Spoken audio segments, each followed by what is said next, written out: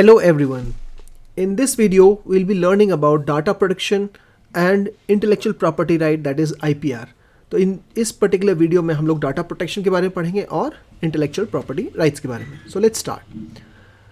In this digital age, data और information protection is mainly about the privacy of data stored digitally. तो data protection का मतलब है कि जो भी हमारा डाटा डिजिटल के फॉर्म में स्टोर है, डिजिटल मतलब जैसे हमारा कोई सॉफ्टवेयर है, हमारी कोई ऑडियो है, हमारा वीडियो है, सब कंप्यूटर पे सेव है, तो उसको कैसे हम प्रोटेक्ट कर सकते हैं, that is basically your data protection.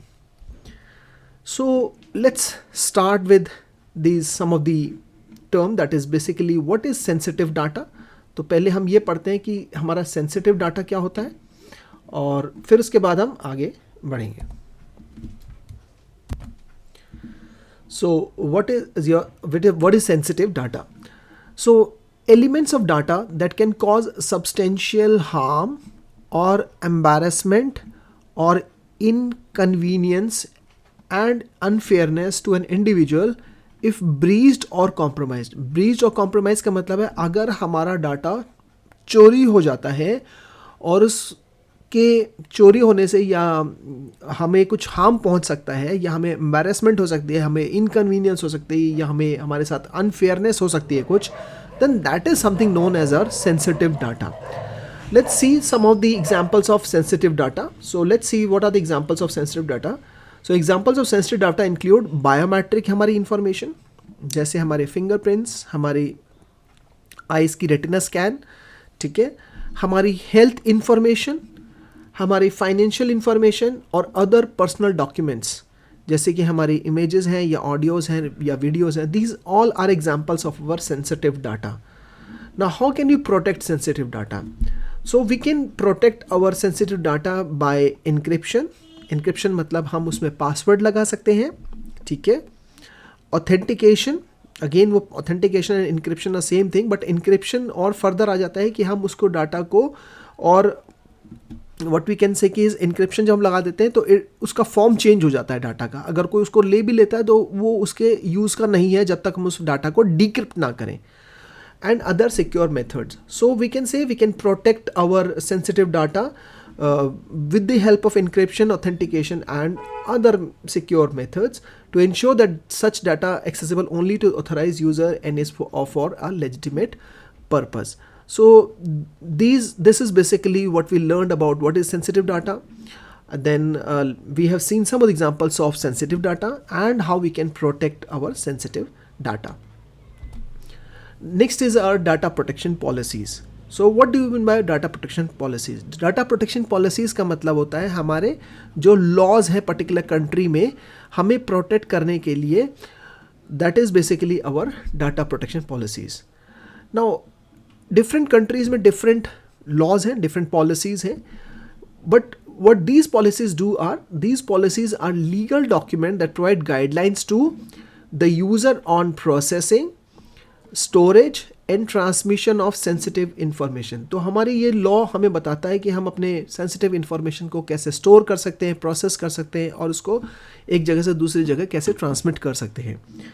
सो उसके बारे में जो इन्फॉर्मेशन होती है, लीगल डॉक्यूमेंट्स होते हैं, that is basically the laws और data protection policies.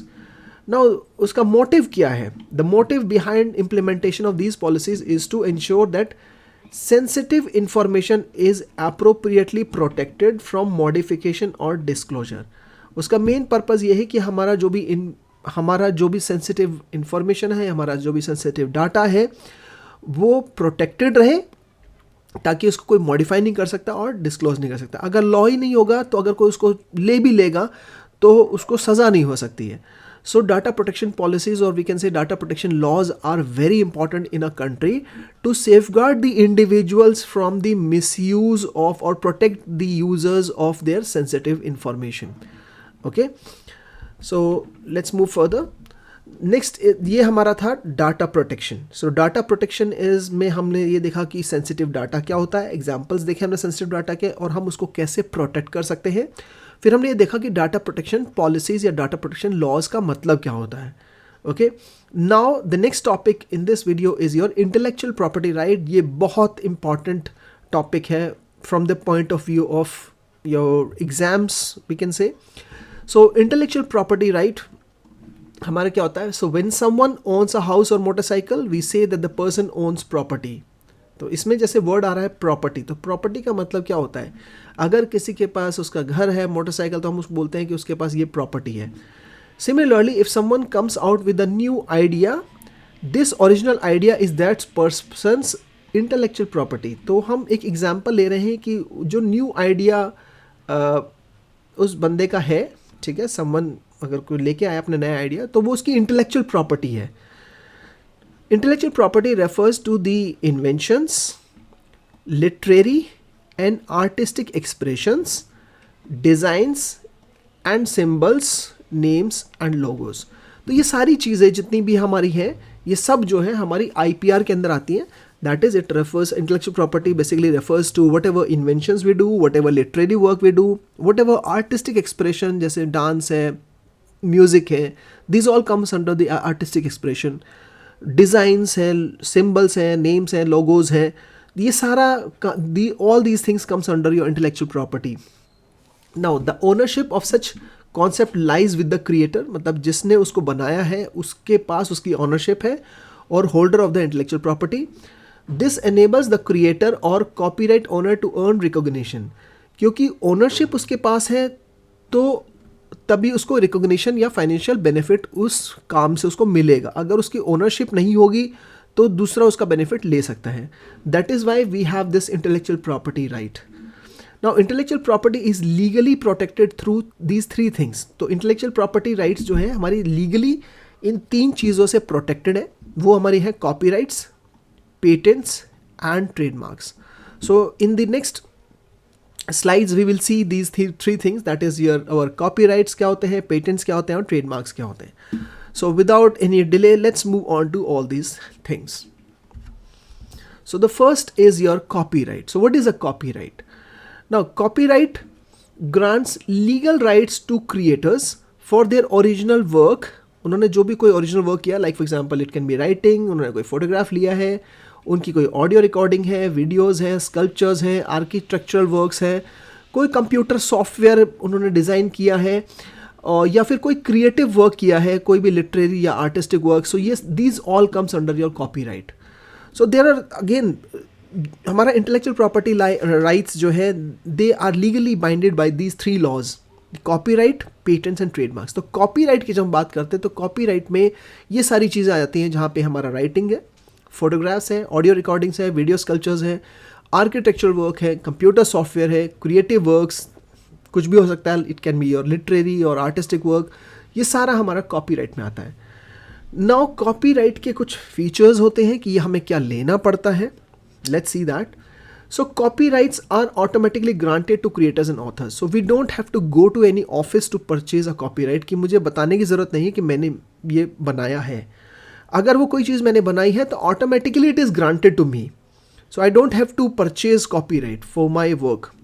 So copyright laws gives the copyright holder a set of rights that they alone can avail legally. अगर कोई मैंने गाना लिखा है then उसकी कॉपीराइट बिना किसी ऑफिस में गए मेरे पास ही रहेंगी, ठीक है, एंड उसके जो लीगल राइट्स हैं वो मेरे पास ही हैं, fine. So that is basically the copyright law. Now the rights include right to copy a work, right to create derivative works. Derivative work मतलब अगर मेरे ही काम से कोई दूसरा काम बन रहा है, मतलब मैंने सॉफ्टवेयर डिज़ाइन किया और मेरे सॉफ्टवेयर को यूज़ करके कोई दूसरा कोई नया सॉफ्टवेयर डिज़ाइन हो रहा है, दैट इज़ उसका वो डेरिवेटिव वर्क है। Based upon it then is right to distribute copies of the work to the public and right to publicly display or perform the work. So it prevents others from copying, using or selling the work. That is, जब हम copyright law की बात करते हैं तो copyright prevents others from copying or using or even selling the work. मेरे काम को कोई दूसरा बंदा नहीं बेच सकता, only I can sell that work. Nobody can copy it unless and until I authorize that person to copy it. Okay, and even other person cannot use it without my permission. So copyright law protect करता है मेरे work को, so that उसकी ownership मेरे पास है, उसको कोई copy नहीं कर सकता, उसको यूज़ नहीं कर सकता है और उसको कोई बेच भी नहीं सकता है बिना मेरी परमिशन के, ठीक है। So this is basically the copyright law. Next is your patents.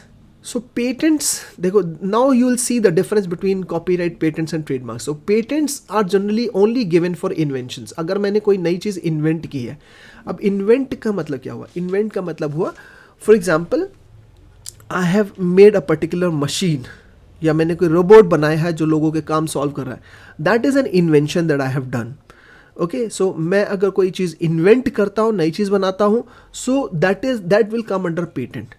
लेकिन कॉपीराइट के लिए मुझे कोई अप्लाई नहीं करना पड़ता, automatically it is being granted. But with patents, for the patents और for the inventions, we can say the inventor need to apply for patenting the invention. इसके लिए मुझे पेटेंट लेना पड़ेगा. अगर मैंने कोई नई चीज़ बनाई है तो उसके लिए मुझे पेटेंट लेना पड़ेगा, ऑफिस में जाके अप्लाई करना पड़ेगा. And when a patent is granted, the owner gets an exclusive right to prevent others from using, selling और डिस्ट्रीब्यूटिंग द प्रोटेक्टेड इन्वेंशन. तो उसकी जो राइट्स हैं वो मेरे पास आ जाती हैं. बिना मेरी परमिशन के वो उसकी कॉपी नहीं कर सकते, वो उसको बेच नहीं सकते हैं, and if they can not even use it.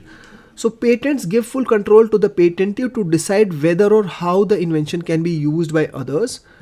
Thus, it encourages inventors to share their scientific or technological findings with others. A patent protects an invention for 20 years. That means अगर मैंने पेटेंट खरीदा तो ये नहीं है कि वो life time के लिए मुझे मिल गया है, सिर्फ मैं ही उसको दूसरों को बेच सकता हूँ. नहीं, पेटेंट सिर्फ 20 ईयर्स के लिए मिलता है. दैट मीन्स उस इन्वेंशन के जो राइट्स हैं वो 20 ईयर्स तक मेरे पास रहेंगे. उसके बाद वो पेटेंट फ्री हो जाता है. लोग उसकी कॉपी कर सकते हैं, लोग उसको कॉपी करके बेच सकते हैं. मतलब that is legal. But till 20 years उनको अगर मतलब सेम प्रोडक्ट बनाना है तो उन्हें मेरे से परमिशन लेनी होगी. उसका डेरिवेटिव वर्क बनाना है तो भी मेरे से परमिशन लेनी होगी. अगर जब मैं परमिशन दूंगा, only then they can create or copy or even use my invention.